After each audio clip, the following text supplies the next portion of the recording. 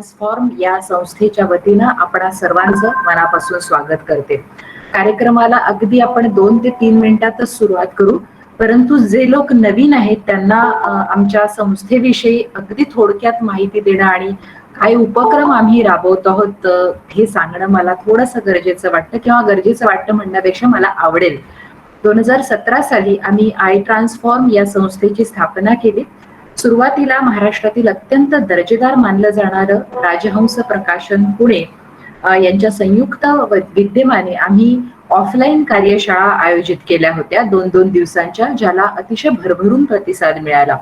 त्यानंतर गेल्या वर्षीपासून आम्ही ऑनलाईन कार्यशाळा सुरू केलेल्या आहेत, ज्यामध्ये कथा कादंबरी लेखन कार्यशाळा, अनुवाद कार्यशाळा, वक्तृत्व कार्यशाळा, सूत्रसंचालन, मुलाखत कौशल्य, त्यानंतर चरित्र लेखन कार्यशाळा, आत्मचरित्र लेखन कार्यशाळा, विज्ञान साहित्य लेखन कार्यशाळा, अशा वेगवेगळ्या विषयांवर आम्ही कार्यशाळा आयोजित केल्या आहेत. आणि मला सांगायला अतिशय आनंद वाटतो, अभिमान वाटतो की केवळ देशातूनच नाही तर विदेशातून सुद्धा या कार्यशाळांना खूप चांगला भरभरून प्रतिसाद मिळाला आहे.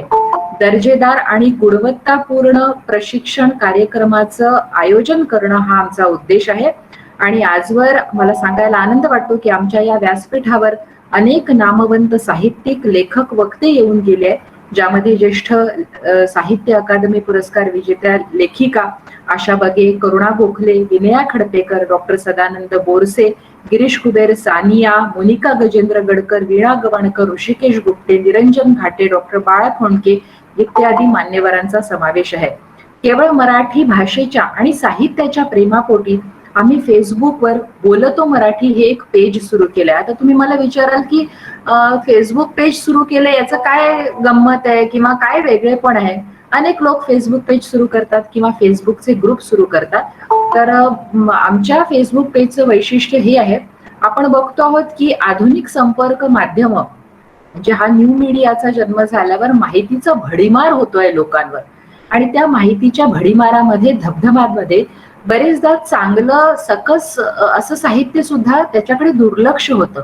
आणि म्हणून आम्ही या फेसबुक पेजच्या माध्यमातून अशी कल्पना राबवली की या फेसबुक पेजवर आम्ही वर्तमानपत्रासारखे किंवा मासिक साप्ताहिकांसारखे नियमित कॉलम चालवू. आणि त्या दृष्टीने पहिला कॉलम आम्ही सुरू केला राजहंस प्रकाशनाच्या संपादिका विनया खडपेकर यांचा. स्त्री आत्मचरित्रांचा विश्लेषणात्मक अभ्यास यावर त्या लिहितात आहे आणि त्या कॉलमला अतिशय उत्तम प्रतिसाद मिळतो आहे. त्यानंतर बोली भाषांचं सौंदर्य जपल्या गेलं पाहिजे, बोली भाषा जगल्या पाहिजे, वाढल्या पाहिजे, म्हणून एक कल्पना डोक्यात आली आणि महाराष्ट्र टाइम्सचे पत्रकार मंदार मोरोणे यांचा आम्ही वऱ्हाडी ठेचा म्हणून एक कॉलम सुरू केला, ज्यामध्ये ते वऱ्हाडी भाषेतले शब्द किंवा म्हणी यावर लिहितात आहे. त्यानंतर ऋता पंडित फिल्मफुल युवर्स म्हणून एक सदर लिहितात आहे जागतिक सिनेमांवर, आणि इर्शाद नावाचं सदर सुरू आहे गझल ऍप्रिसिएशनवर. तर हे नियमित कॉलम आम्ही चालवत आहोत, सदर चालवत आहोत, आणि ही आमच्या फेसबुक पेजचं एक वैशिष्ट्य आहे. त्याची लिंक आम्ही पाठवूच. तुम्हाला जर शक्य झालं, आवडलं तर जरूर ते पेज तुम्ही लाईक करा. त्यानंतर डॉक्टर जयंत नारळीकरांवर आम्ही 16 फेब्रुवारीला एक कार्यक्रम आयोजित केला होता.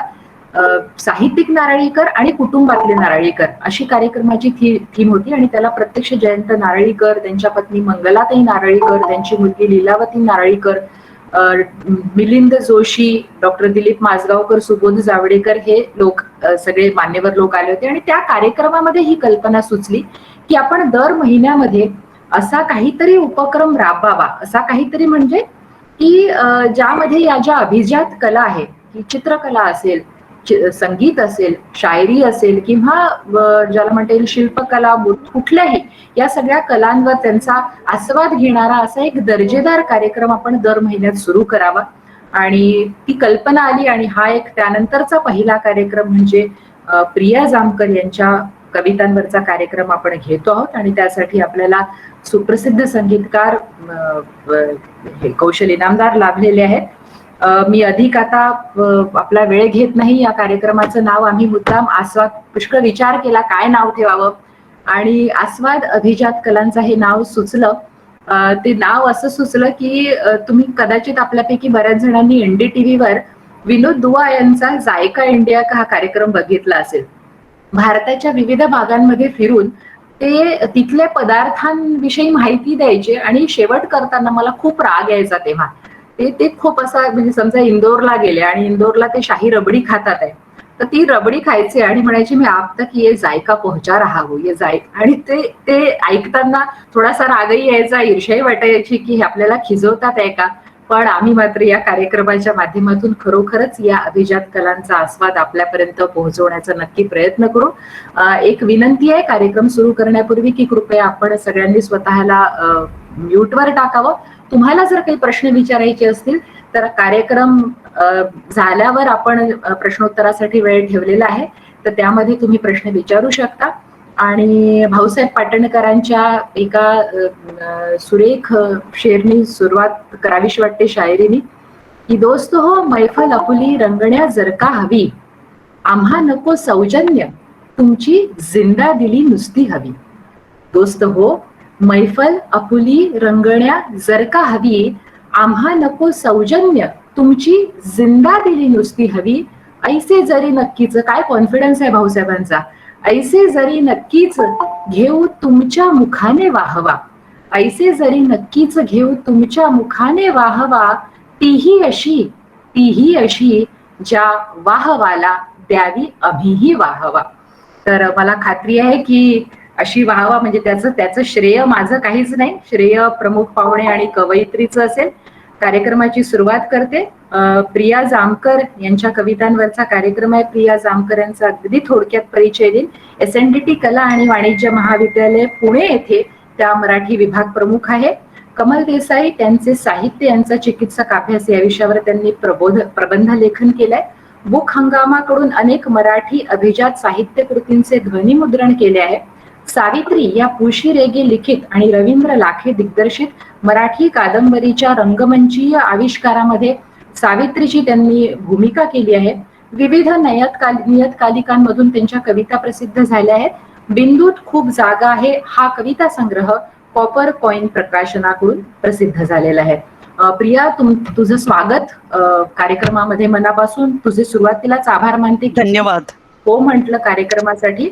मला असं वाटतं की कार्यक्रम कवितांवरचा आहे, तर तुझ्या आवडीच्या काही कविता तू वाचून दाखवाव्यास. आणि प्रियाबद्दल सांगायला हवं की प्रिया अत्यंत अप्रतिम अभिवाचन करते. तिच्या कथेचं अभिवाचन मी ऐकलेलं आहे गौरी देशपांडेच्या, तर निव्वळ अप्रतिम हा शब्द त्याला वापरता येईल. तर मी विनंती करते प्रियाला की काही कवितांनी सुरुवात करावी. थँक्यू. माझा आवाज येतोय नीट? येतोय. ओके. 2-3 कविता सादर करते, पण त्याआधी वसू तुझं आणि स्नेहाचं मला तुमच्या दोघींना थँक्स म्हणायचंय मनापासून. सुरुवातीलाच म्हणते कारण की नुकताच हा संग्रह वर्णमुद्राच्या मनोज पाठकांनी अगदी उत्साहाने प्रसिद्ध केला.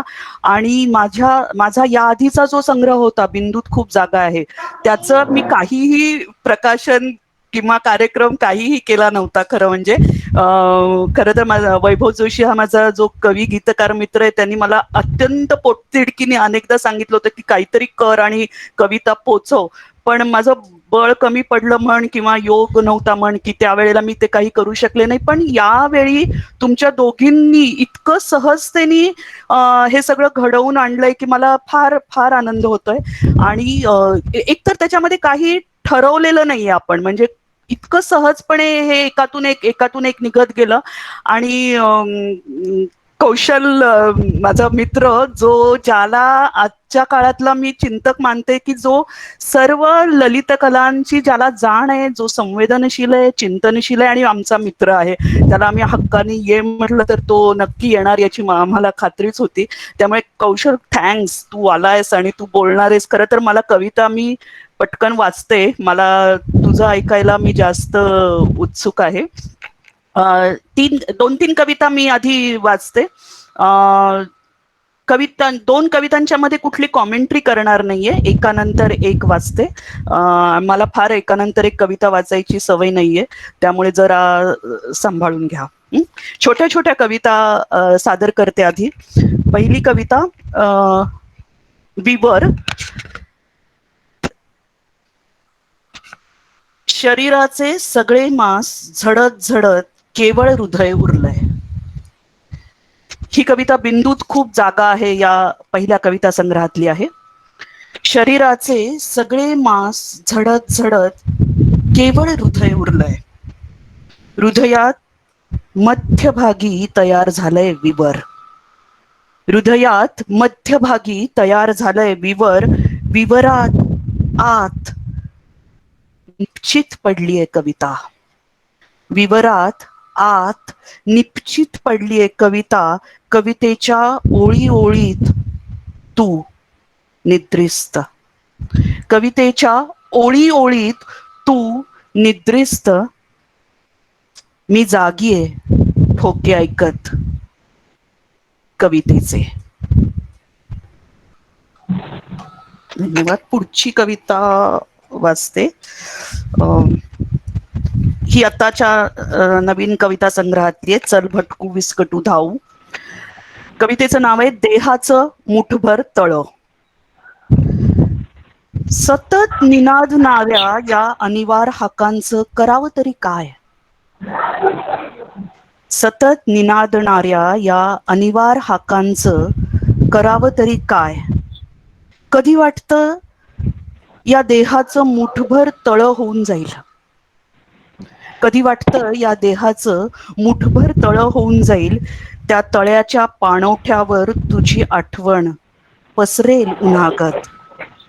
ऊन फैलावेल त्याचे केशरी पंख चौफेर नि अलगद मला घेऊन निघून जाईल दूर. तळ उरेल कुठल्याही प्रेम करणाऱ्या जीवांसाठी.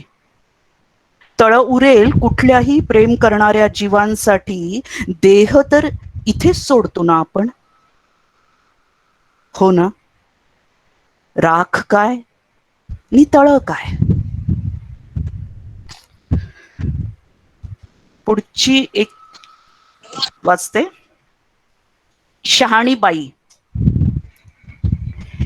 एखादी शहाणी बाई मरते तेव्हा नक्कीच तिचं झाड होत असणार. एखादी शहाणी बाई मरते तेव्हा नक्कीच तिचं झाड होत असणार. जिथं कुठं उभं असेल झाड तिथनं पाठवतं घनदाट आशीर्वाद. जिथं कुठं उभं असेल झाड तिथनं पाठवतं घनदाट आशीर्वाद. शहाणीबाई जाता जाता तिचं मरणही सोपं करून जाते. शहाणीबाई जाता जाता तिचं मरणही सोपं करून जाते. हळूच सांगते स्वप्नात येऊन की मी आलेच जरा जाऊन. हळूच सांगते स्वप्नात येऊन ही मी आलेच जरा जाऊन. शहाण्याबाईचे डोळे नंतरही दिसत राहतात. घरातल्या भांड्या कुंड्यातून पाहतात तुमच्याकडे. तिने निगुतीने घासून पुसून ठेवलेली भांडी कुंडी चादर साडी प्रेमानं घेतात तुम्हाला जवळ. कधी एकटं वाटू देत नाहीत. तरी तुम्हाला परत परत दाटून येत राहतं. घरालाही परत परत भरून येतं. एखादी शहाणी बाई निघून जाते ना तेव्हा अख्ख्या जगण्याची सावळी छाया मागे सोडून जाते. धन्यवाद.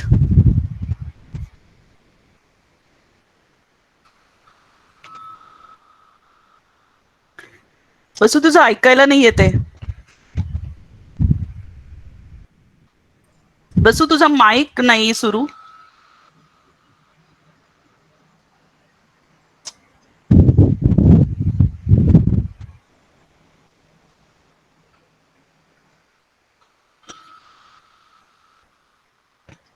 बसू तुझं ऐकायला नाही येते.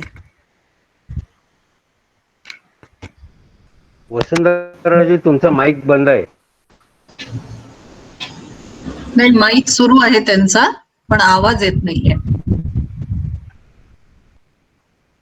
धन्यवाद धन्यवाद. थँक्यू.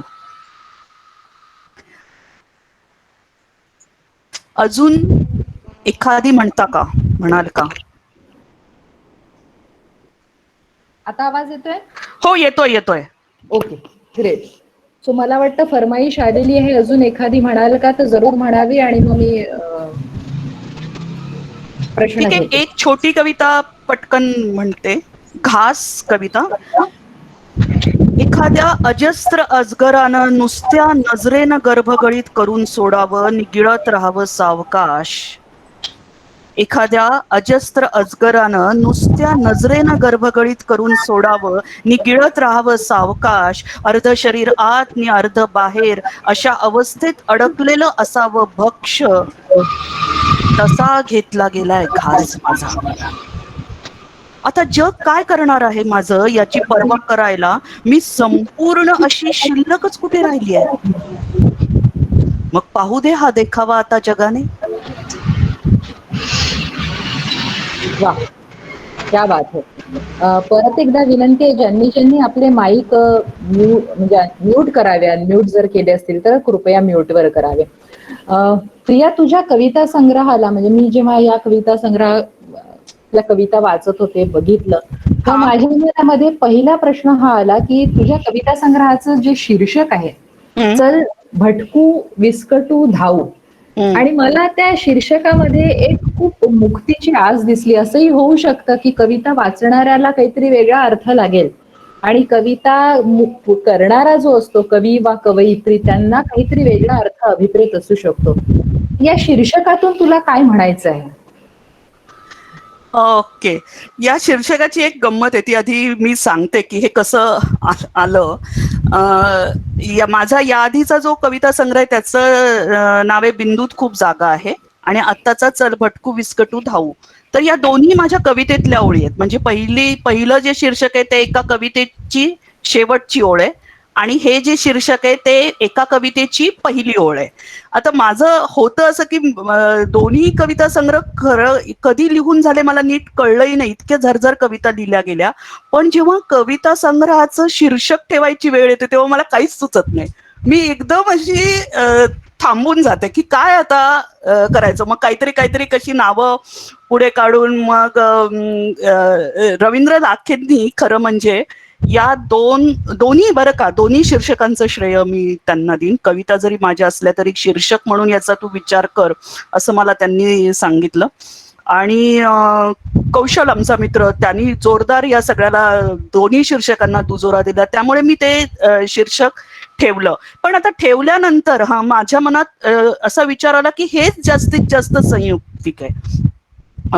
ते कसं काय, तर बिंदूतला जो अवकाश आहे ना वसू, बिंदूतल्या अवकाशामध्ये हे भटकणं आहे.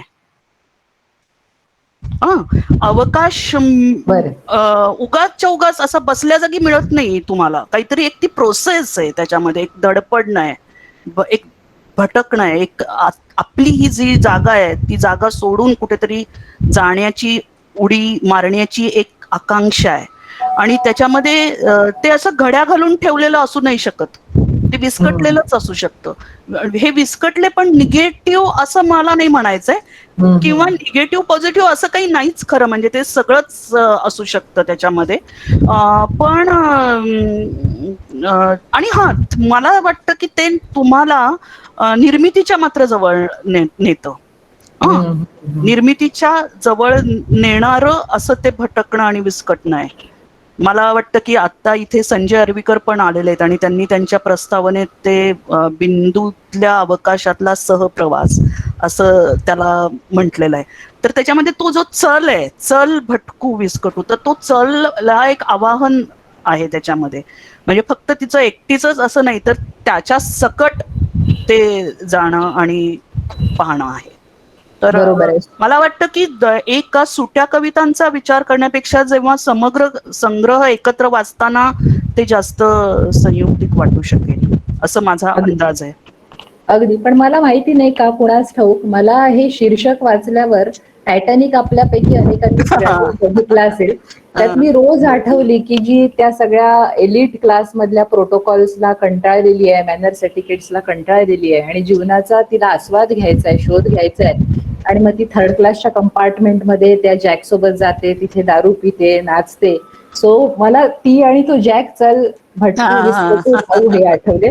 एनिवे, दुसऱ्या प्रश्नाकडे जाण्यापूर्वी मला प्रियाची अत्यंत आवडणारी कविता, अत्यंत, आणि आता या मीटिंग मध्ये सध्या 96 जण झाले आहे, किती पुरुष आहेत मला म्हणजे स्क्रोल करून बघता येत नाहीये, पण सगळ्या पुरुषांना मी अशी विनंती करेन की तुम्ही, म्हणजे स्त्रियांनी तर ऐकावी पण पुरुषांनी लक्षपूर्वक ऐकावी. मी एक कविता वाचून दाखवते आणि मग मी प्रियाला प्रश्न विचारते. अर्थात मला माहिती नाही मी प्रिया एवढी छान वाचू शकेन की नाही, पण मला आवडली मात्र खूप मनापासून ही कविता. कवितेचं शीर्षक आहे केवढं मौन साचलंय पुरुषाच्या आत. केवढं मौन साचलंय पुरुषाच्या आत, चहूबाजूनं असावं खंदक मौनाचं, मी मध्ये उभा असावा किल्ला मजबूत, तसा एक एक पुरुष मौनात तिष्ठत असतो उभा ताठच्या ताठ. चहूबाजूनं असावं खंदक मौनाचं, मी मध्ये उभा असावा किल्ला मजबूत, तसा एक एक पुरुष मौनात तिष्ठत असतो उभा ताठच्या ताठ. किती नजाकतीनं वागत बोलत राहते बाई, किती नजाकतीनं वागत बोलत राहते बाई, वेगवेगळे रूप पांघरत. असं का, असं होय, बरं बरं, हवं का, बरं नको. पोटात शिरून जाणून घ्यावं ग मन, आजी हळूच म्हणाली होती मुलीला. तापलेल्या मातीवर सडा शिंपत सुगंध उडवत खळखळ हसली मुलगी. तेव्हा उडालेच तुषार दादांच्या मुखावर. हसले गालातल्या गालात पण नाही बोलले काही. ओसरी असावी मोकळी ढाकळी बागडावं मनमुराद, मी आत आत मात्र असंख्य बंद खोल्या एकात एक. तसं हे मौनाचं मायाजाल वेढत जातं पुरुषांना. तसं हे मौनाचं मायाजाल वेढत जातं पुरुषांना.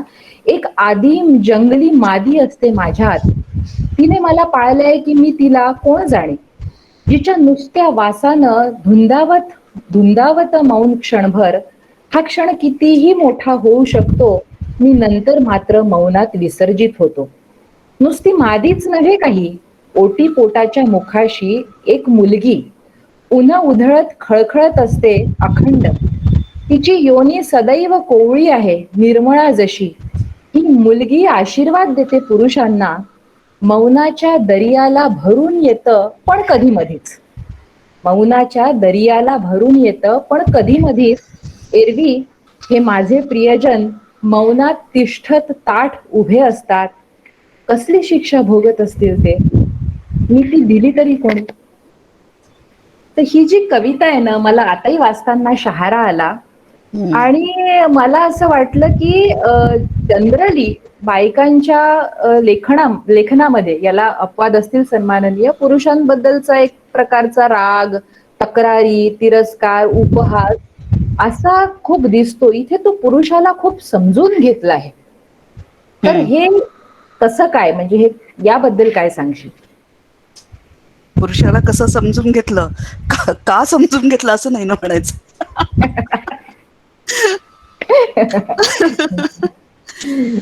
कसं काय समजून घेतलं याचं खरं खूप एका वाक्यातही सांगता येईल आणि खूपही सांगता येईल. की आता समजून घ्यायला हवं ना, म्हणून समजून घेतलं एकतर. आणि दुसरं म्हणजे खरंच ते तसेच असतात नाही का, म्हणजे एखाद दुसरा फरक असेल की एखाद्या जोडप्यामध्ये पुरुष खूप बोलतो आणि बाई गुमी आहे, असं क्वचित असतं. पण सहसा आपल्या आजूबाजूला हे जे सगळे आहेत ते पटकन बोलत नाहीत मनातलं. आणि ते सगळं लहानपणापासून, म्हणजे माझे आता सांगायचं म्हणून सांगते, म्हणजे त्याच्यात दादांचा उल्लेख आहे. तर माझे आजोबा ना माझ्या आजीशी किती वर्ष बोलत नव्हते. आणि माझी आजी खूप शहाणीबाई होती बरं का, तरी देखील. आणि नंतर उतारवयात त्यांचं अप्रतिम गोड मधुर असं नातं झालं होतं, आणि जे मला कळायचं. पण मला हेही माहितीये की ते अनेक वर्ष माझ्या आजीशी बोलत नव्हते, हे मी पाहिलेलं आहे. आणि त्याला काहीतरी कारण असतील, म्हणजे तो जो पीळ असतो तो घट्ट असतो आतमध्ये पडलेला, किंवा प्रत्येकाचे वेगळेही असू शकतात.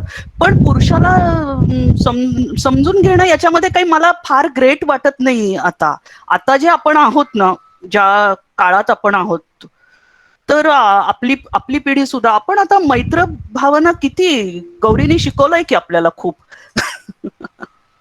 त्यामुळे आपल्यामध्ये आता मैत्र भावना आहेच, म्हणजे त्याच्यामध्ये काही मला खूप वेगळं काही मी केलंय वगैरे असं खरंच नाही वाटत. फक्त एक उमाळा असतो, आणि तो बघत राहिलं त्यांच्या बरोबर, त्यांच्याकडे, आणि बरोबर राहिलं त्यांच्या सोबत जर सतत राहिलं तर ते कळू शकतं असं मला वाटतं.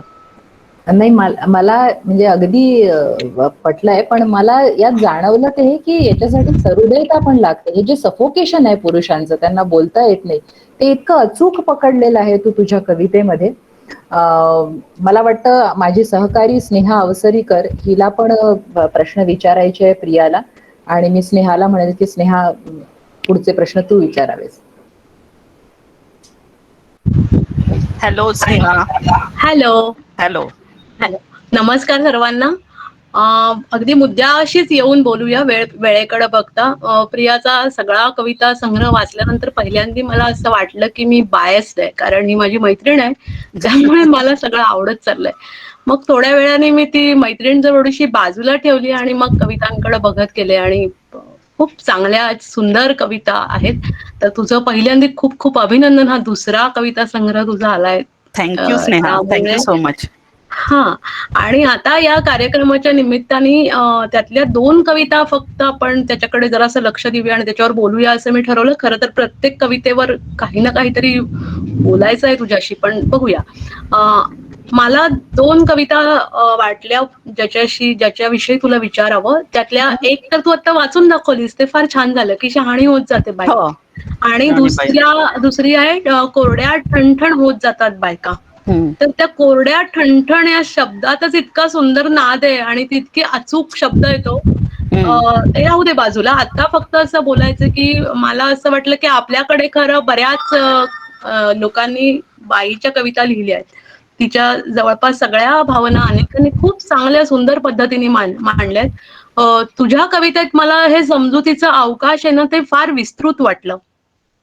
कसं काय आलं असेल असं जेव्हा विचार करत गेले, तेव्हा असं वाटलं की मुळात अर्पण पत्रिका जनीपासून आहे. जनी आहे तुझ्या कवितेत. माहिती आहे की तू एमिलीच्या कविता खूप मनापासून वाचल्यास म्हणण्यापेक्षा तू त्याचा खूप अभ्यास केलायस, वेगवेगळ्या कवयित्रींचा तू अभ्यास केलायस. त्याच्यानंतर तू जे काम केलंस त्यात लक्ष्मीबाई टिळकांचं तू अभिवाचन केलंयस, त्यांच्या चरित्राचं. त्याच्यानंतर तू सावित्री तर साकारलीच आहेस. या सगळ्या बायका, कमल देसाईंबरोबर तुझा खूप मोठा सहवास आहे. तर या सगळ्या बायकांचा काही काही अंश तुझ्या कवितेत उतरलाय का, अशी एक शंका मला आली. त्याविषयी मला थोडी उत्सुकता आहे. हो, असू शकतं. फक्त एक मला काय वाटतं, आता जनीचा उल्लेख केला किंवा एमिलीचा उल्लेख आला, तर असं खरं तर एमिलीचं ना, मी असं नाही म्हणणार की मी खूप कवितांचा अभ्यास केला. मी मुळात फिक्शनची अभ्यासक आहे. म्हणजे कितीतरी वर्ष मी फिक्शनचा अभ्यास करत होते. त्यामुळे कवितेचा अभ्यास असं म्हणून मी काही खरं त्याच्याकडे बघितलेलं नाहीये त्या गोष्टीकडे. पण ना, एक आपल्या जाणीवेत काही गोष्टी जात असतात एकदम आत. आता सीता बघ, सीतेचं मी तुला उदाहरण देते. नाही, सीतेवर मी ते तुझ्यासाठी अक्षरधारामध्ये जे लिहिलं ते अलीकडे लिहिलं, तो भाग वेगळा. पण सीता आपल्या सगळ्यांना कधी ना कधीतरी आठवत असते. याचा अर्थ काही आपण सीतेचं सारखं वाचत असलं पाहिजे असं काही नाही. आता मी विफलता नावाची एक कविता मध्ये लिहिली, तर तेव्हा त्याच्यात सीतेचा रेफरन्स येऊन गेला. तर कधीही काम करत असताना मला असं वाटलं की भूमीमध्ये खूप आत खोल अशी ती निद्रिस्त झोपलेली आहे आणि तिच्या मुखावर स्मित आहे आणि वरती फुलं उमललेली आहेत, असं काहीतरी मला एक चित्र दिसलं. तर मला म्हणायचंय की अभ्यास करून किंवा काय हे करून ते गेलं, ते येतं असं नाही, पण त्याचे संस्कार नक्कीच झालेले आहेत. आता उदाहरणार्थ, बिंदूत खूप जागा आहे मधली म्हातारी खोली आणि मी ही कविता जी आहे, तर ती कमलताईंना जे ओळखतात त्यांना पटकन लक्षात येतं की ती कमलताईंवर आहे. किंवा शहाणीबाई जी मी आत्ता वाचली, तर ते आमच्या ज्येष्ठ मैत्रीण होत्या त्या सुधाताई नावकल, अगदी शहाणीच बाई होती ती. पण आता हे मी ठामपणे असं नाही म्हणणार की हे यांच्यावर आहे, हे यांच्यावर आहे, असं नाही. त्यांचं काहीतरी एक तो काहीतरी एक संस्कार झालेला असतो, तो आत जातो आणि तो कधीतरी त्या ह्याच्यात तो बाहेर येतो. पण मला ह्या बायकांचे तर काय म्हणूयात उदाहरणं आता आपण नावं म्हणून घेतली आहेत. पण मला मुळातच असं वाटतं की 1975ला जो काय स्त्रीवादाचा असा लोंडाच्या लोंडा आला आणि सगळं लिहिलं गेलं, त्याच्या आपण खूप पुढे आलो. त्यामुळे आपल्याला या मागच्या बायकांनी बळ दिलेलंच आहे आणि ते बळ घेऊनच आपण पुढे जातो. त्यामुळे मगाशी वसू सुद्धा जे म्हणाली ना की ते समजूतदारपणा वगैरे जे आहे, तर त्याच्यामध्ये मला काही आश्चर्य वाटत नाही. मला अपेक्षित तेच आहे. म्हणजे मला वाटतं की हेच आता म्हणजे अपेक्षित आहे की सतत म्हणजे कोणाच्या तरी विरुद्ध कोणीतरी या भूमिकेतून काही होणार नाहीये ना. म्हणजे अगदी बरोबर आहे, स्वीकार अगदी ही बरोबर आहे. गोष्ट म्हणजे आता खरं तर आपण इथे आज खूप चांगल्या ह्याच्याने बसलोय, पण आता आपण सगळेच जण एका अत्यंत निराश वातावरणात आहोत. आपल्याला माहिती आहे की आपल्याला नाही फोडता येते तो खडक, प्रत्येकाला कठीण जातंय, प्रत्येकाला कठीण जातंय. त्यामुळे रोज झगडा आहे की दुःख नाही आपल्याला पचवता येते. त्यामुळे हो मला वाटतं की मुक्ती जी आहे ती फक्त पुरुषाबरोबरचीच किंवा पुरुष सत्ताकतेमधूनच आहे असं नाहीये. दुःखाचं आम्ही काय करणार आहोत याचा हा खरा ज्वलंत प्रश्न आहे. ते पचवता येतं का, त्याचा स्वीकार करता येतो का? स्वीकार म्हणजे अन्याय सहन करणं या अर्थाने स्वीकार नाही मला म्हणायचंय, पण एकूणच बरोबर आहे, बरोबर. ऍक्सेप्टन्स. आणि मला वाटतं की स्वीकार खूप मोठी गोष्ट आहे आणि आपलं खूप लहान आहे, आपल्यामध्ये ते नाहीये कपॅसिटी, असंच उलट मला वाटतं खरं सांगायचं तर. मला ऍक्च्युली असंच म्हणायचं होतं की अभ्यास म्हणण्यापेक्षा ही जी अनेक बायका तपासून म्हणून किंवा त्यांचा एक बारकाईने शोध घेत आलेली ही समजूत आहे आणि या हम्म. समजुतीतून आलेल्या या गोष्टी हो आहेत हो असंच मला म्हणायचंय. हो आणि या सगळ्या कविता वाचत असताना आणखीन एक जाणवलंय की एक बारीकशी, जरी या मुक्त शब्दातल्या असल्या कविता, मुक्त छंदातल्या असल्या कविता, तरी सुद्धा त्याच्यामध्ये एक लय आहे आणि एक तंद्री लागलेली आहे. तर ही जी तंद्री आहे हे तुझ्या कवितेचं एक मोठं वैशिष्ट्य वाटतंय मला. हम्म. तर या तंद्री असण्यामध्ये काय आहे गंमत? तंद्री खरं आहे, तंद्रीतून कविता खूपशा जन्माला येतात, पण तंद्रीत कविता जाणवली तरी कागदावर जेव्हा ती उतरते तेव्हा ती नीटनेटका आकार धारण करते, किंबहुना अगदी तिने अगदी अगदी. नीटनेटका आकार धारण केलाय करतीये याकडे थोडस लक्ष द्यावं लागतं. पण मला बऱ्याचशा कविता अर्धवट झोपेत सुचलेल्या आहेत किंवा बऱ्याचशा कविता या वीज चमकून गेल्यासारख्या अशा चमकून गेलेल्या आहेत. आणि तंद्रीचं जे तू म्हणतेस ना, ती गोष्ट मला मुळात जगण्यात असायला हम्म लागते असं हम्म वाटतं. माझ्या लहानपणी खूप सुंदर होतं ग आमचं गाव, म्हणजे साधंच होतं पण इतकं सुंदर होतं आणि त्याच्यात एक तंद्री होती जी मी आता मला आठवते. म्हणजे खरं तर मी मिसच करते ती गोष्ट, आणि मिस हम्म केल्यामुळे मी कदाचित कवितेत जास्त त्याच्यात डुंबू पाहते. जे हम्म. खरं तर हरवली आहे, ती हरवलेली गोष्ट कवितेत शोधतीयस, शोधायचा कवितेत प्रयत्न शोधतीयस. असतो मला वाटतं. हा. असो, खूप वेळ हे बोलता येईल आपल्याला. तर मला आता असं वाटतंय की माझ्या सहित सगळ्याच जणांना कौशल काय बोलतोय तुझ्या कवितेविषयी याबद्दल खूप उत्सुकता आहे. तर अगदी. पुन्हा एकदा सगळा हा माईक आणि कॅमेरा वसूकडे असू देत. ती पुन्हा एकदा घेईल तिच्याकडे आणि मग कौशलचं ऐकायचंय. अगदी. कौशल इनामदार या कार्यक्रमामध्ये आले, ही खरंच खूप मोठी गोष्ट आहे, खूप महत्वाची गोष्ट आहे आमच्यासाठी. त्यांचा परिचय खरं म्हणजे खरंच करून देण्याची गरज नाही, तरी पण एक औपचारिक परिचय करून देते आणि मग कौशल इनामदार बोलतील. एखाद्या प्रतिभावंत गायकाची, संगीतकाराची ओळख शब्दात करून देणं कानाला बरं वाटत नाही. अशा कलाकाराचे सूर त्याची ओळख बनून आपल्या समोर येतात. या कार्यक्रमात या अशाच गायक संगीतकाराचा सहभाग आहे, याचा मोठा आनंद आहे. मराठी भाषेवर मनापासून प्रेम असणाऱ्या तुम्हा आम्हा सर्वांना आपल्या भाषेचा सार्थ अभिमान जगवणारं गौरवगीत ज्यांनी घडवलं ते कौशल इनामदार आज आपल्या बरोबर आहे. कौशल इनामदार यांनी आजवर अनेक चित्रपटांना, मालिकांना, विविध सांगीतिक प्रयोगांना संगीत दिलं आहे. कट्यार काळजात घुसली, बालगंधर्व, अजिंठा, अजून कितीतरी नावांची मोठी यादी इथं देता येईल.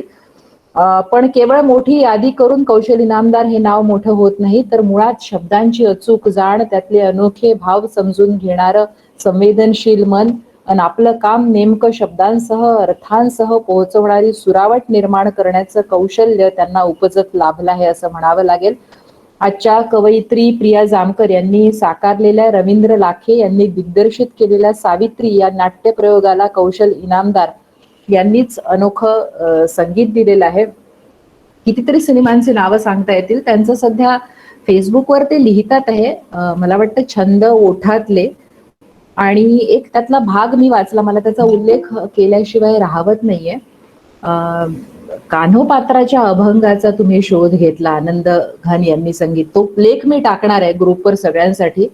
पण ते वाचताना कौशल मला इतकं भरून आलं की किती सिन्सिअरिटी असू शकते एखादा संगीतकार शब्दाचा त्याच्या अर्थाचा शोध घेण्यासाठी काय पायपीट करू शकतो, किती त्रास घेऊ शकतो. आणि खरोखर या वाक्याचं म्हणजे टॉल्स्टॉयचं वाक्य आहे की genius is 90% perspiration and 10% inspiration.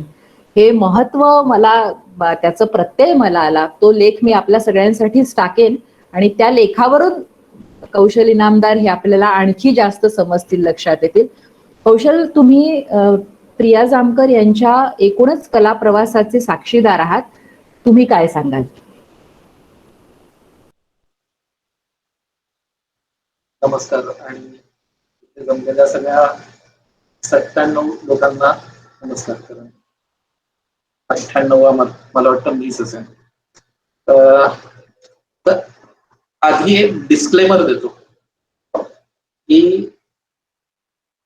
मुळात मी संगीतकार होण्याची एक प्रेरणा अशी होती की मला कविता कळत नाही. ती कळून घेण्यासाठी मला त्या कवितेला चाल द्यावी लागते. म्हणजे आमच्याकडचे बुजुर्ग संगीतकार काय म्हणतात की तुम्हाला जोपर्यंत कविता कळत नाही तोवर तुम्ही त्या कवितेला चाल देण्याच्या भानगडीत पडू नका. आता वरवर हा हे एकदम तर्कसंगत वाटतं, पण तुम्ही मग ग्रेसांचं काय कराल? कारण पहिल्यांदा तुम्ही या व्याकुळ संध्या समयी शब्दांचा जीव वितळतो असं वाचलं की ते कळत नाहीच. तर माझ्या असं लक्षात आलं की मी चाल द्यायला लागलो आणि माझ्या ती कविता कळायला लागली. म्हणजे आपण असं नाही ना म्हणत की जोपर्यंत तुम्हाला आयुष्य कळत नाही तोपर्यंत श्वास घेऊ नका, किंवा जोपर्यंत पोहता येत नाही तोवर तुम्ही पाण्यात उडी मारू नका. तो उडी मारणं हेच शिकणं आहे.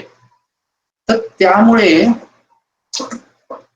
मला कवितेत तर मी जितकं त्याच्याबद्दल बोलत जातो तितकं मला ते अवगत होत जातं, किंवा त्याच्यातल्या जाणीवा माझ्या थोड्याशा हळूहळू प्रखर होत जातात.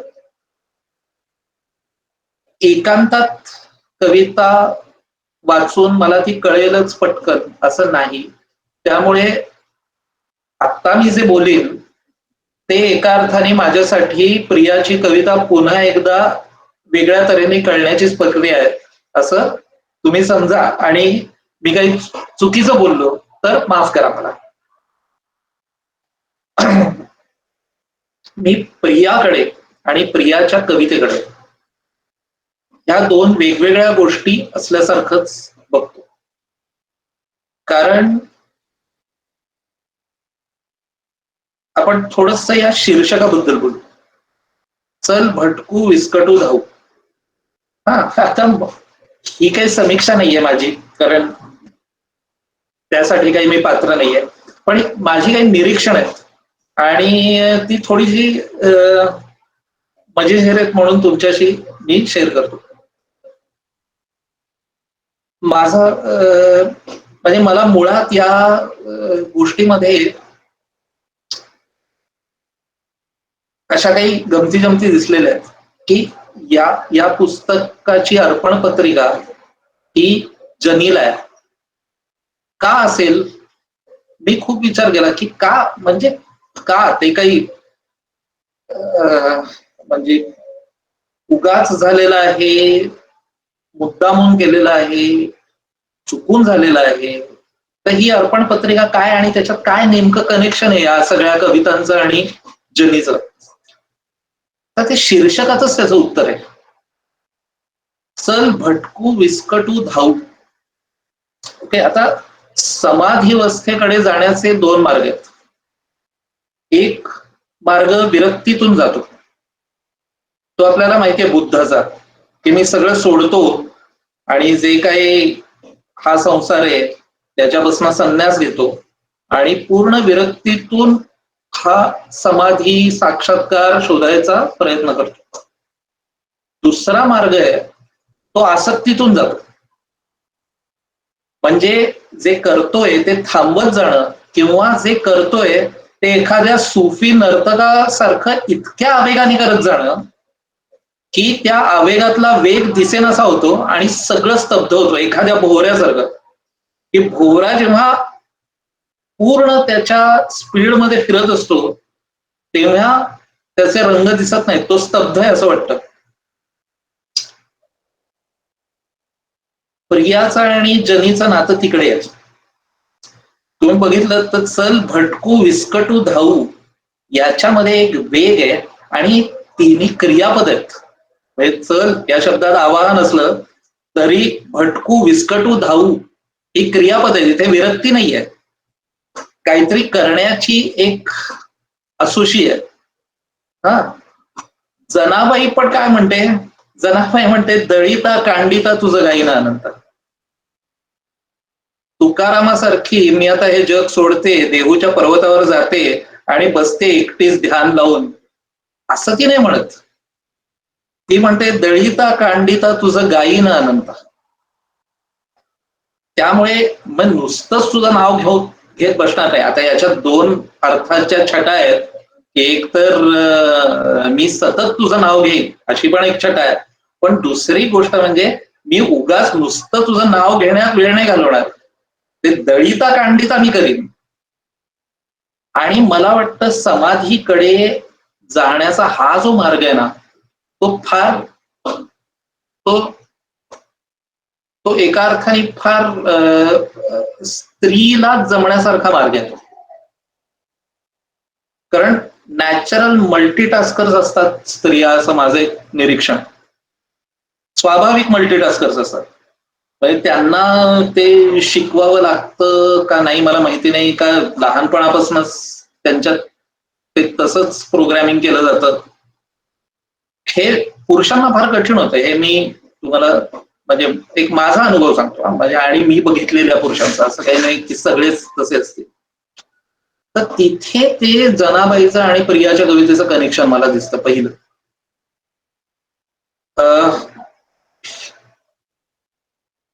रजनीश म्हणतात ना की संभोग se Samadhi tak, from sex to super consciousness, तो देहाकडनं मग झालेला प्रवास आहे.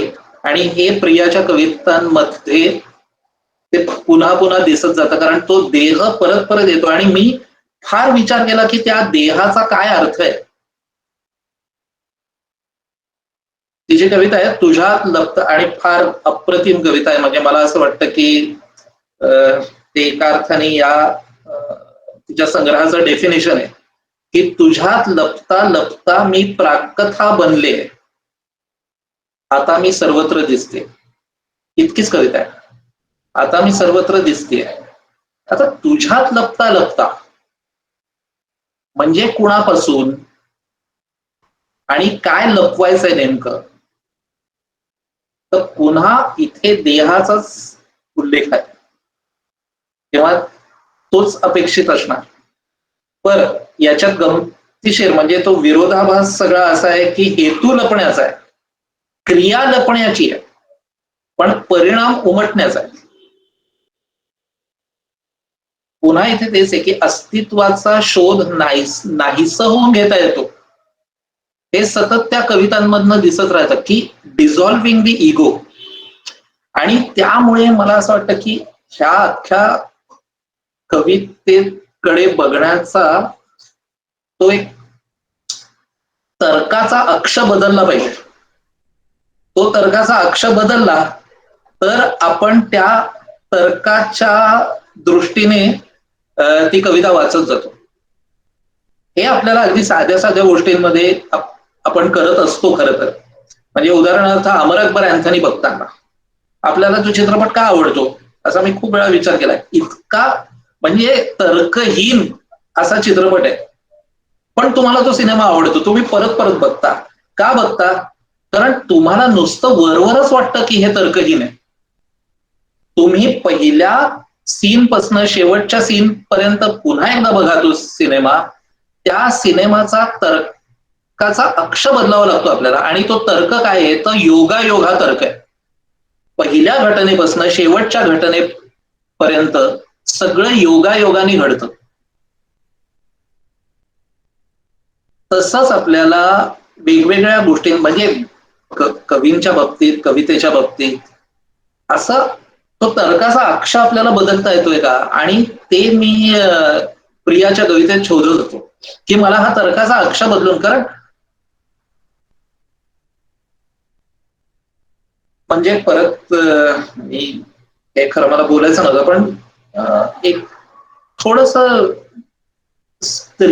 स्त्री कळणं हे फार एखाद्या पुरुषाला फार कठीणच जाऊ शकतं, कारण वेगळ्या तऱ्हेनेच ती फंक्शन होत असते, तिचं विचार फंक्शन होत असतो. त्यामुळे मला ह्याची फार गंमत येते की आपल्याला तो समजा अक्ष बदलता आला तर आपल्याला ते समजून घेता येईल का?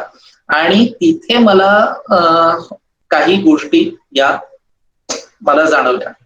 या संग्रहामध्ये 3 प्रकारचे संवाद आहेत. एक तर मी माझ्याशी म्हणजे स्वतःशी केलेला संवाद, मग मी आणि तू, मी तुझ्याशी केलेला संवाद, आणि 3 मी आणि तुम्ही.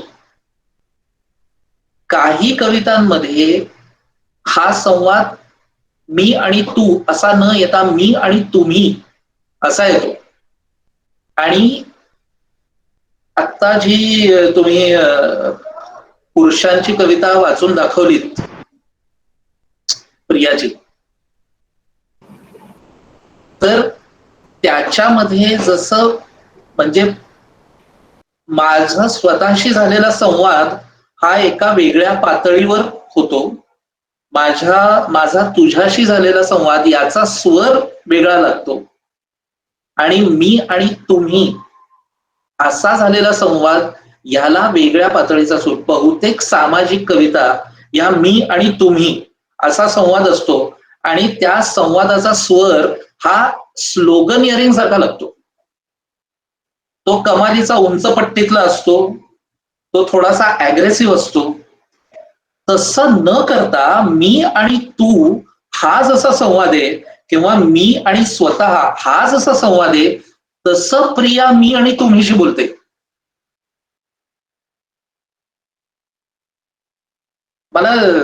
मी नाटक शिकत असताना माझा गुरु चेतन दातार हा मला नेहमी सांगायचा की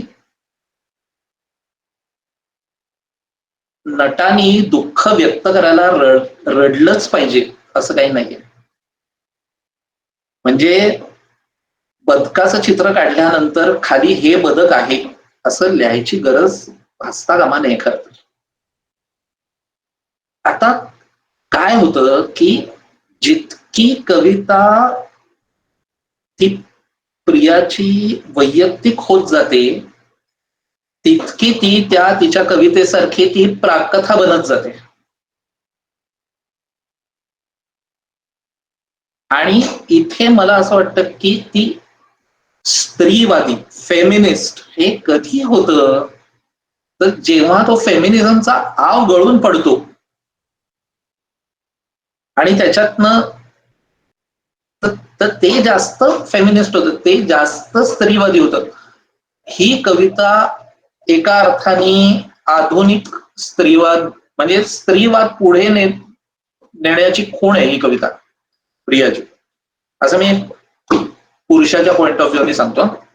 कारण मी आतापर्यंत खूप स्त्रियांच्या कविता प्रियाने पुरुषांबद्दल जितक्या एम्पथीने लिहिलेल्या आहेत तितक्याच एम्पथीने ते वाचतो, आणि सतत स्वतःला मी स्मरण करून देण्याचा प्रयत्न करतो की तू जज करू नकोस, हे तुझ्याबद्दल लिहिलेलं नाहीये, हे एकूण समाजाबद्दल लिहिलेलं आहे, हा लसावी काढलेला आहे आणि मग त्याच्याबद्दल लिहिलेलं आहे. आपल्यापेक्षा वेगळे पुरुष असतात हे स्मरण करून देण्याची मला एकदाही गरज भासली नाही तिच्याकडे.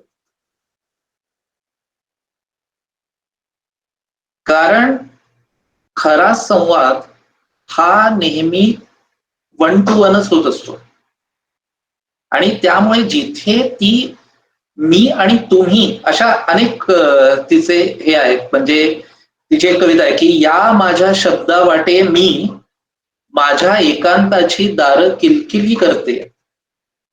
ते सूर्याचे कवडच आहेत ना,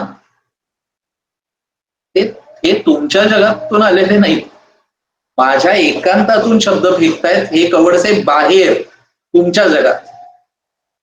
आता इथे हा तुम्ही आणि मी असा संवाद आहे, पण तुम्ही बघा याचा सूर किंचितही स्लोगनियरिंगचा नाही, किंचित ही एका मंचावरनं खाली लोकांशी बोलल्याचा सूर नाही. हा जसं काही अख्खा समाज एका कुडीत एकवटलेला आहे आणि ती तो आणि प्रिया हे समोरासमोर कॉफी वर बसल्या सारखे बोलतायत, इतक्या जवळच्या अंतरावरचा हा संवाद हे फार कठीण होतं. कारण तुमच्यात आणि दुसऱ्या माणसाच्या जसं अंतर वाढतं तसा तुमचा सूर वरचा लागणं हे स्वाभाविक आहे. तसं ते होत नाही, ही सगळी त्या याच्यातली मला गंमत वाटते. आणि आणखीन एक म्हणजे वेळ संपत आली आहे त्यामुळे मी जरा आवर्त घेतो, कारण मला तुम्ही या कविता वाचाव्या म्हणून मी फार कविता याच्यात म्हणत नाही येत, नाही तर माझ्या डोळ्यासमोर अनेक कविता आहेत त्याच्या. या कवितांमध्ये आणखीन एक मला गोष्ट जाणवलेली म्हणजे मुक्तछंदातल्या कविता असतील या, पण एक गझलमध्ये जसा एक डायलेक्टिक असतं की पहिल्या ओळीमध्ये तुम्हाला असं वाटेल की हे सगळं प्रकरण कुठे जात आहे, आणि दुसऱ्या ओळीमध्ये ते अचानक साक्षात्कार व्हावा अशी ही ओळ येते. तर तिथे ती एका अर्थाने ती चमत्कृती असते. ही क्वालिटी मुक्त छंदाला येणं फार कठीण, त्या डायलेक्टिकची क्वालिटी, आणि ती प्रियाच्या अनेक कवितांमधून येते. म्हणजे उदाहरणार्थ ही एक कविता आहे की मी तहान आहे, तू माझी आठवण केलीस म्हणून नदी झाली.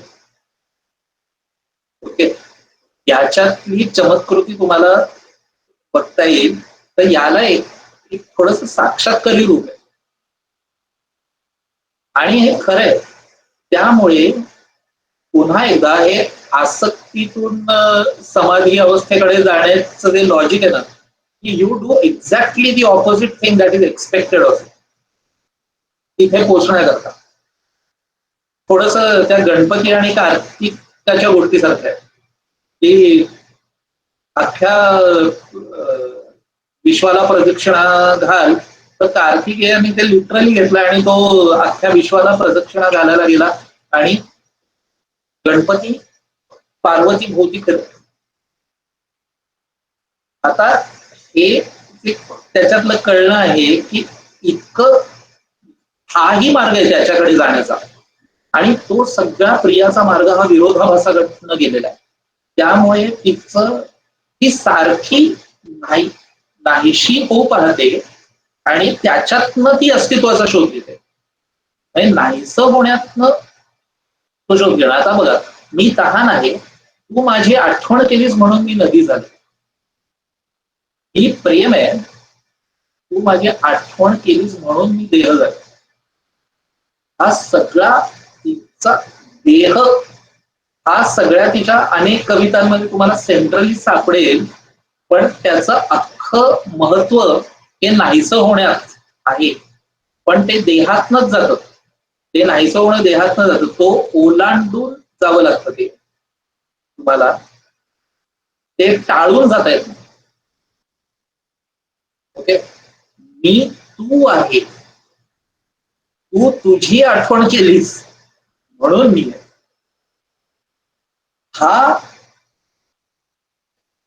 हा एकूण आपल्या अस्तित्वाकडे बघण्याचा इतका वेगळा मार्ग आहे आणि खरा मार्ग आहे.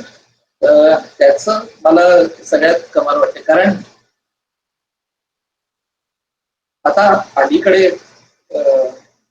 जे फेसबुकवर वगैरे आहेत ना, त्यांना माहिती आहे की एकूणच ते समाज माध्यम आहे. ओके, त्याच्यात तुमच्यावर म्हणजे लेखकांवर विशेषतः संगीतकारांवर वगैरे तितकं नाही होत, कारण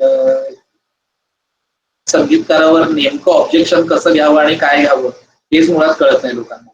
पण लेखकांनी जे लिहिलेलं असतं त्याच्याबद्दल सगळ्यांचं कायम म्हणणं असतं. फेसबुकवर तर जास्तच.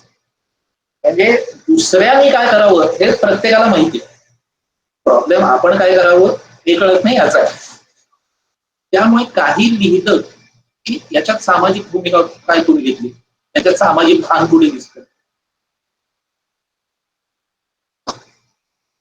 तुम्हाला कशाला पाहिजे सामाजिक भान? मला एका मुलाखतीत प्रश्न विचारला की आम्हाला कौशल तुझं आम्हाला खूप आवडतं लिखाण, कारण तू सामाजिक भूमिका घेतोस.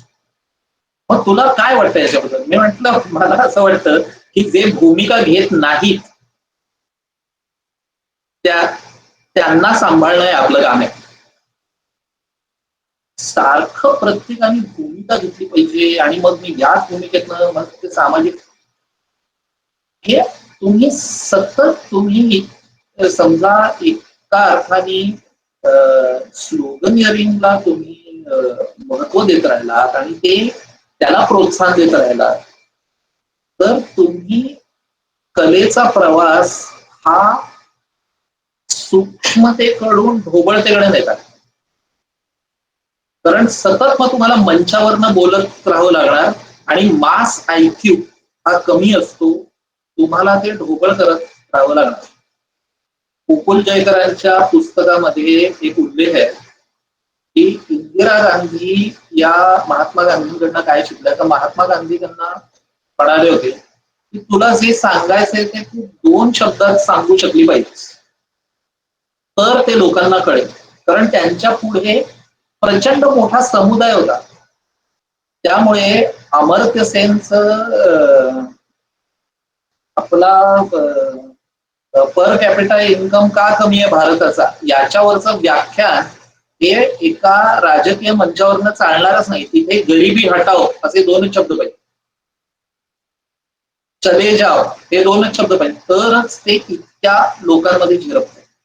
सगळ्या कवींचं आपण रूपांतर जाहिरात बाजीमध्ये करायचं असेल तरच मग हे सामाजिक भूमिका घ्या वगैरे असे आपल्याला थेरही परवडतील.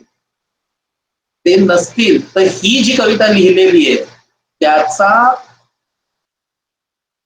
इंडिव्हिज्युअली आपण प्रत्येकाने याचा आस्वाद घेतला पाहिजे आणि याला प्रोत्साहन दिलं पाहिजे.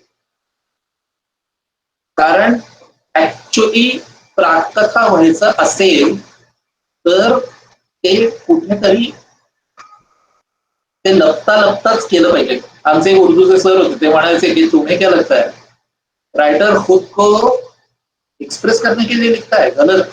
राइटर खुद को छुपाने के लिए लिखता है. ये समजा लपता काही प्राकथा बनत असेल तर त्याच्यात नाही, आता तुम्ही स्वतःला दाखवा आणि मग तुम्ही एक भूमिका घ्या आणि मग आम्ही तुम्हाला तुमच्या आयडिओलॉजी प्रमाणे लेबल लावू आणि तसंच बघू. म्हणजे माणसं एकमेकांशी बोलणारच नाहीत, आयडिओलॉजीच एकमेकांशी बोलतील आणि प्रत्येक आयडिओलॉजीला काय म्हणायचं हे आपल्याला माहितीच आहे. मग कविता कशाला लिहायला पाहिजे? हे प्रियाच्या कवितेचं महत्व आहे, हे त्या पुरुषांच्या कवितेचं महत्व आहे.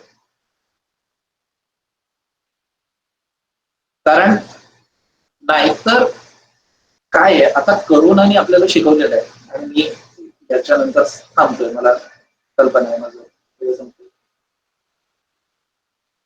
आपण फार छोटे छोटे म्हणजे या काळामध्ये आपण कोण मित्र निवडतो, आपल्या फेसबुकच्या मित्र यादीत आपण कोणाला समाविष्ट करतो याच्यापेक्षा आपण शत्रू कोण निवडतो याला प्रचंड महत्व आलेलं आहे. आणि जेव्हा तुम्हाला अत्यंत सूक्ष्म पण सर्वव्यापी असणारा शत्रूचं स्वरूप आनातच येत नाही तेव्हा तुम्ही छोटे छोटे शत्रू निवडता आणि त्यांच्याशी लढत राहता. त्याच्या त्याची लॉजिकल कोरोलरी आहे की जेव्हा तुम्हाला सूक्ष्म या गोष्टी कळत नाहीत तेव्हा तुम्ही फार ढोबळ गोष्टींचा आधार घेता आणि मग त्याच्यावरच बोलत राहता.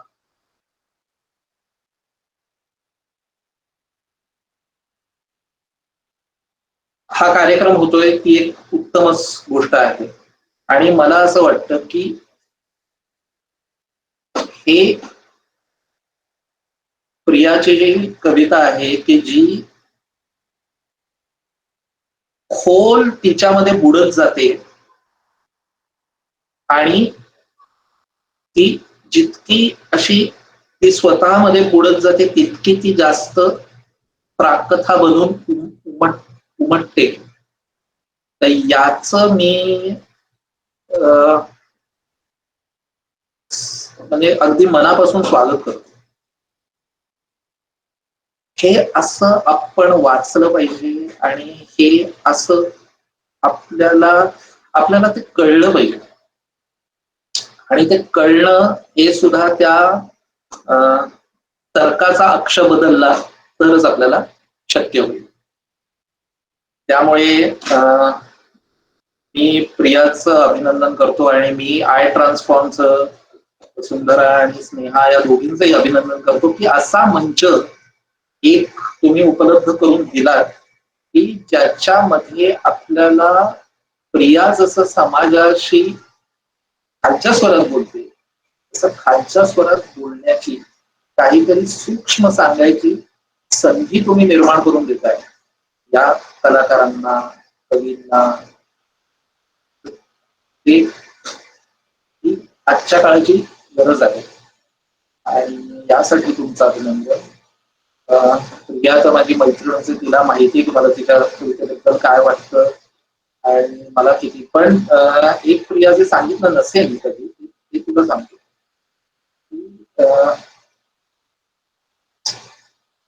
तुझी कविता ही जसं मला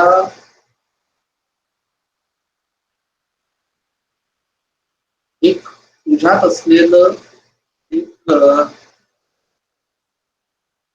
विस्कटलेलं असं जग आहे जे सतत तू त्याचा एक काय म्हणतो त्याला काय कृष्णाने घेतलेला अवतार विश्वरूप. तसं त्या तुझ्या आतल्या जगाचं तू विश्वरूप दाखवत असतेस तुझ्या कवितातनं. तसं तुझी कविता मला माझ्यातल्या सूक्ष्मातल्या सूक्ष्म गोष्टीचा शोध घ्यायला भाग पाडते आणि मला वाटतं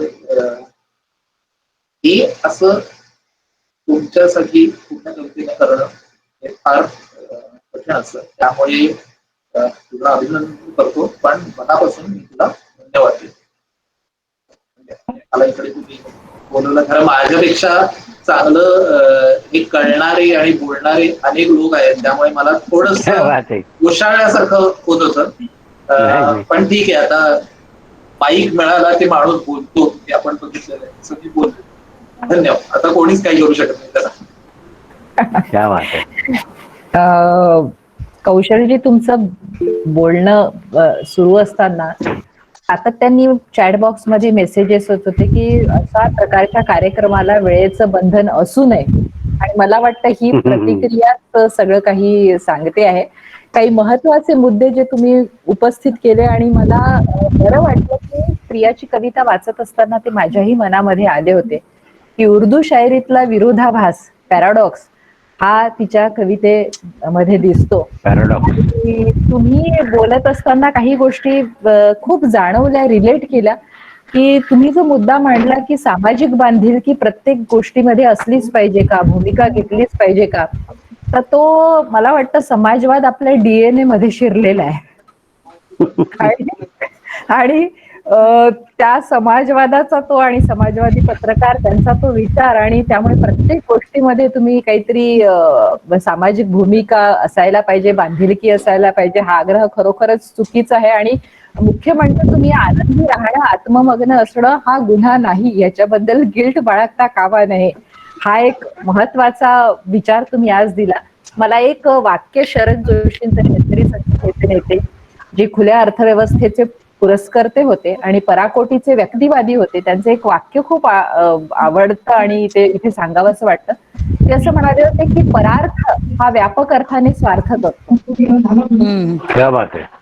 आणि म्हणून ते स्वतः त्यावेळेला म्हणायचे की मी शेतकरी संघटनेचं काम करायसाठी आलोय, ते कुठल्या करुणेच्या विचारांनी आलेलो नाही. हे काम मी माझ्या आनंदासाठी करतोय. जोवर मला आनंद वाटेल तोवर मी हे काम करेन. तुमचे खरंच मनापासून धन्यवाद. मला इथे काही वसुंधराजी, मला एक प्रश्न. हो, जरूर सगळ्यांना आपण संधी देणार आहोत. फक्त माझी विनंती इतकीच आहे की बाकीच्या सगळ्यांनी इतर प्रश्न विचारत असताना म्यूटवर टाका स्वतःला, कारण आवाज खूप येतोय. तर कृपया म्यूटवर टाका. आणि पहिला प्रश्न संदीपजी सामंत यांना आहे. माझी एक आणखी विनंती आहे की प्रश्न कृपया नेमका विचारावा. धन्यवाद.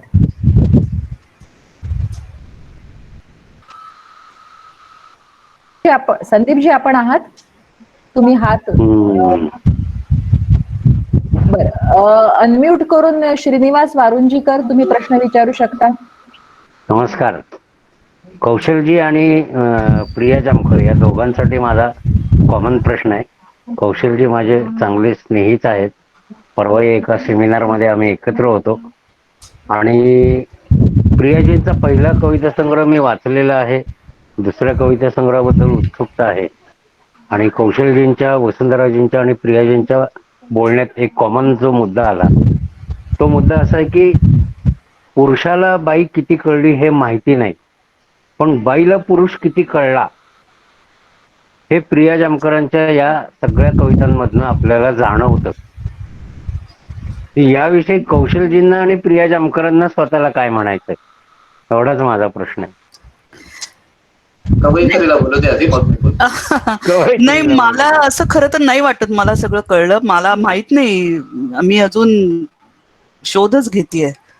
त्यामुळे बघूया की किती कळेल अजून. नाही, हा शोध निरंतर असतो. पण मला असं सांगायचंय की जो काही मराठी कवितेचा मी आतापर्यंत अभ्यास केलाय, वाचलंय, त्यामध्ये कुसुमावती देशपांडे, पद्म गोळे यांच्यामध्ये जी साधर्म्य आहे त्याच्याशी नाळ जोडणारी तुमची कविता आहे आणि त्या दृष्टिकोनातून मला तुमची कविता महत्वाची वाटते. थँक्यू. थँक्यू. Yes yes. कौशलजी.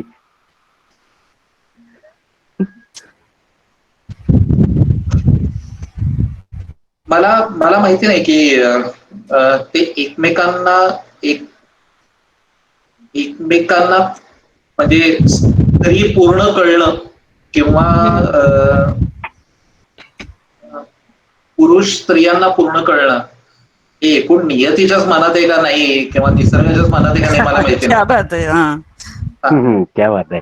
आता काय आहे की याच्यातली सगळ्यात गंमत अशी आहे की ते प्रतिभेसारखं आहे. ते स्त्री किंवा पुरुष एकमेकांना कळलं की तुम्ही बघा की सृजनाचा क्षण असतो. असं तुम्ही म्हणू शकत नाही सृजनाचा हा आठवडा आहे. आठवडाभर 8 तासाच तसे तुम्हाला स्त्री कळते असे हे फ्लॅशेस असतात. क्या बात आहे. ओके. आणि त्यावेळी तुम्हाला ती स्त्री व्हावंच लागतं तर ती पुरुषाला कळू शकते. ते नाहीतर ते याचा मी तुम्हाला एक उदाहरण देतो की आम्ही बालगंधर्व चित्रपट करत होतो तेव्हा सुबोध भावे हा प्रचंड प्रयत्न करत होता की ते बालगंधर्वांसारखी नजाकत एखाद्या स्त्रीची असते तशी आपल्याला कशी उभी करता येईल. आणि ते सगळं प्रचंड कृत्रिम होत होतं. त्यांनी काही कोरिओग्राफर आमच्या मित्रांना बोलवलं होतं की मैत्रिणींना बोलवलं होतं की तू कशी चालतेस ते दाखव. मग मी तसं चालून बघतो आणि सुबोधला याच्यातला फोलपणा एका क्षणी कळला. आणि जेव्हा त्यांनी ते कॅमेरा समोर उतरला पहिल्यांदा तेव्हा त्या उतरायच्या एक क्षणभर आधी तो स्वतःला म्हणाला की नाही याच्यातनं एकच मार्ग, आता स्त्री व्हायचं. आता ती स्त्री व्हायचं म्हणजे काय करायचं, तर त्याच्यातला जो तो प्रक्रियेचा भाग आहे सगळा, की म्हणजे आता असं करायचं तसं करायचं, तर हे सगळं ती प्रक्रियेचे सगळे ज्या पायऱ्या आहेत त्या सगळ्या अदृश्य होतात आणि क्या बात. तुम्ही पुरुष असता आणि तुम्ही स्त्री होता, क्या बात. एवढाच. आता यालाच आपण साक्षात्कार म्हणतो ना, कारण तो साक्षात्कार हा काही त्या एका प्रक्रियेतनं येत नाही, तो काही एखाद्या गणितासारखा नसतो की आधी हे करूया मग देअरफोर असं. हा, तो क्षणाचा भाग आहे आणि बहुतेक तो निवतो सुद्धा तितक्याच लवकर. आणि मग परत तुम्ही एक वेगळा साक्षात्कार शोधायला लागता. मग तुमच्या बुद्धीला जितकं, दुसरी गोष्ट आणखीन याच्यात एक कशी गोष्ट आहे की तुम्हाला जितकं कळत असतं ना ऍक्च्युली, त्याच्या अगदी 5%च म्हणा तुम्ही, असं म्हणजे हे मॅथमॅटिकली घेऊ नका, पण अगदी कमी प्रमाणात असं मला म्हणायचंय, त्या कमी प्रमाणातच तुम्ही त्याचं आर्टिक्युलेशन करू शकता. क्या बात आहे. तुम्हाला एखादी कविता आवडते आणि तुम्हाला त्याच्यानंतर कोणीतरी विचारलं की का आवडली तुम्हाला ती कविता, मग तुमच्या लक्षात येतं की मला जितक्या सूक्ष्म पद्धतीने ती कळली आहे आणि आवडलेली आहे तितक्या सूक्ष्म पद्धतीने मी ते सांगू नाही शकत. मग तुम्ही म्हणता नाही नाही याचं तुम्ही हे बघा की मला त्याची सगळी शैली लिखाणाची आवडली. आता हे ढोबळीकरण आहे तुम्हाला जितकं कळलंय त्याचं. तर तसं ऍक्च्युअली जितकी आपल्याला स्त्री कळलेली असते किंवा स्त्रियांना पुरुष कळलेले असतात, तर ते मांडणं शब्दांमध्ये हे फार अवघड आणि जवळपास इम्पॉसिबल गोष्ट आहे. आणि म्हणून ते सतत बदलत राहतं की 19व्या शतकातल्या एखाद्या स्त्रीला जसा पुरुष कळला असेल त्याच्यापेक्षा हे सगळं आकलन बदलत बदलत गेलेलं आहे आणि ते वेगवेगळ्या स्त्रियांचा एक कलेक्टिव्ह विजडम त्याच्यामध्ये असा तयार झालेला आहे. म्हणून प्रिया जनाबाईशी नातं सांगते. एक्झॅक्टली, क्या बात आहे. तो एक कलेक्टिव्ह विजडम आहे, तो कशाला घालवायचा. बऱ्याच लोकांना असं वाटतं की आता वेगळं करायचं म्हणजे काहीतरी परंपरा नाकारायची. पहिल्या सुंदर प्रियाने परंपरेशी नातं अबाधित ठेवलेलं आहे आणि म्हणून ती नदी होते, नाही तर डबकं झालं असतं ना त्याचं. क्या बात आहे, क्या बात. कारण कुठेतरी त्याची गंगोत्री असेल तरच ते वाहणं शक्य आहे, नाही तर तुम्ही अडकून जाल, कारण तुमच्या स्वतःच्या पलीकडे काय जग तुम्हाला माहिती आहे. So you don't have to reinvent the wheel. जे करून ठेवलंय ना या लोकांनी ते आपल्याला, तर मला असं वाटतं की ती प्रक्रिया ही सतत एका नदीसारखी वाहत जाणारी आहे. तुम्हाला प्रत्येक क्षणी नवीन कळतं आणि तुम्ही त्या हेरॅक्लिटस म्हटल्याप्रमाणे एकाच नदीच्या तिथेच तुम्ही जरी पाय टाकत असला तरी त्या एकाच पाण्यात तुम्ही पाय टाकत नसता, बरोबर ना. ते सतत वाहत असल्यामुळे ती बदललेली असते नदी. तसं प्रत्येक क्षणी स्त्री पण बदलते आणि प्रत्येक क्षणी पुरुष पण बदलत आहेत. जरी माझे स्वतःच मत आहे की स्त्री बदलण्याचा रेट हा पुरुष बदलण्याच्या रेट पेक्षा फास्ट आहे. आणि प्रियाजींना तो उमगलाय चांगल्या पद्धतीने. Thank you very much. कोणाला अजून प्रश्न विचारायचे? तुझ्या वेळेचं बघ वसू. हो, 9:46 झाले. मला वाटतं प्रश्न नाही आहेत. गप्पांमध्ये आणि याच्यातच सगळेजण हे रमून गेले. वेळेचं भान ठेवावं लागेलच आपल्याला. एक म्हणजे कार्यक्रमाचा शेवट मला असं वाटतं शेवट प्रियाच्या कवितेनेच आपण करू. फक्त त्यापूर्वी मी 2 गोष्टींची एक अनाउन्समेंट करते. तसं मी सुरुवातीला म्हटलं त्याप्रमाणे दर महिन्यात असा एखाद्या कलेवर, ते लेखन असेल चित्रपट असेल, त्यावर कार्यक्रम करण्याचा आमचा मानस आहे आणि तुमच्या अशाच भरभरून प्रतिसादाची अपेक्षा आहे. आणि दुसरं, आम्ही 5 जून येणाऱ्या 5 जून ते 9 जूनला एक कथा कादंबरी व संपादन कार्यशाळा, कथा कादंबरी लेखन व संपादन कार्यशाळेचं आयोजन केलेलं आहे, ज्यामध्ये सुप्रसिद्ध कथालेखक मिलिंद बोकील, साहित्य अकादमी पुरस्कार विजेते सदानंद देशमुख, शिल्पा कांबळे, प्राध्यापक रवींद्र शोभणे आणि साहित्य अकादमी पुरस्कार विजेत्या माहेरच्या संपादिका सुजाता देशमुख हे 5 जण 5 दिवस मार्गदर्शन करणार आहेत. त्या संदर्भातली माहिती समूहावर टाकलेली आहे. अधिक माहिती हवी असेल तर माझ्याशी संपर्क साधू शकता. तुम्हाला इंटरेस्ट असेल तर तुम्ही या कार्यशाळेमध्ये जॉईन होऊ शकता. कार्यशाळा सशुल्क आहे. ₹999 हे 5 दिवसांचं शुल्क आहे त्यासाठी, आणि गुगल मीटवर ही कार्यशाळा होणार आहे. वेळ आहे संध्याकाळी 8:30 ते 10. आणि त्यानंतर 19 जून ते 23 जून या दरम्यान आम्ही अनुवाद कार्यशाळा आयोजित करतो आहोत. ती पण 5 दिवसांची असेल. त्याची पण माहिती योग्य वेळी आपल्याला देण्यात येईल. मी प्रियाला कविता म्हणायला म्हणजे फरमाईश करण्यापूर्वी कार्यक्रम संपवताना मला माझ्या सहकारी मित्रांचे मैत्रिणींचे आभार मानणं खूप गरजेचं वाटतं. टीम आय ट्रान्सफॉर्मच्या माझ्या सहकारी प्राजक्ता बल्लाळ, प्राजक्ता भानारकर आणि हे सगळं टेक्निकल पाहणारे श्रेयस देशपांडे, तर या सगळ्या सहकाऱ्यांचा हा कार्यक्रम यशस्वी करण्यामध्ये खूप सहभाग आहे. प्राजक्ता बल्लाळ आणि प्राजक्ता भानारकर यांनी या कार्यक्रमाची जी माहिती आहे ती इतक्या असंख्य फेसबुक ग्रुपवर सातत्याने पोस्ट केली. वेगवेगळे जे ग्रुप्स आहे, वाचन वेडा असतील, मराठी साहित्यिक असतील, वेगवेगळ्या व्हॉट्सअप ग्रुपवर सातत्याने ती पोस्ट केली. त्यामुळे खूप लोकांपर्यंत ती माहिती पोहोचली. तर या सगळ्यांचे आभार मानणं स्नेहात कार्यक्रमाचा भाग आहे, पण मला खूप कृतज्ञता व्यक्त करणं मला गरजेचं वाटतं. कौशलजी, तुमचे परत एकदा मनापासून आभार. फार सहजतेने तुम्ही हो म्हटलात आणि आलात. तुमचं येणं सहज असलं तरी ते महत्वाचं आहे, मौलिक आहे याची मला जाणीव आहे. आणि कार्यक्रमाचा शेवट करताना मी प्रियाला अशी विनंती करेन की प्रियानी तिच्या कवितेनेच कार्यक्रमाचा शेवट करावा. परत एकदा धन्यवाद. थँक्यू. एक लईतली कविता वाचते, सुरू करते. दुःख कसे हे चढत चालले उन्हा सारखे, दुःख कसे हे चढत चालले उन्हा सारखे, अंगावरती पडते जाळे धूर्त क्षणांचे. पुन्हा पुन्हा मी सजवून घेते क्षणमोहाचे, पुन्हा पुन्हा मी सजवून घेते क्षणमोहाचे, दुःखालाही फुटते हासू जीर्ण जरासे. घरासारखे दुरून मजला दिसते काही, घरासारखे दुरून मजला दिसते काही, पोचायाचा रस्ता कुठला विसरून जाई, वा, पोचायाचा रस्ता कुठला विसरून जाई.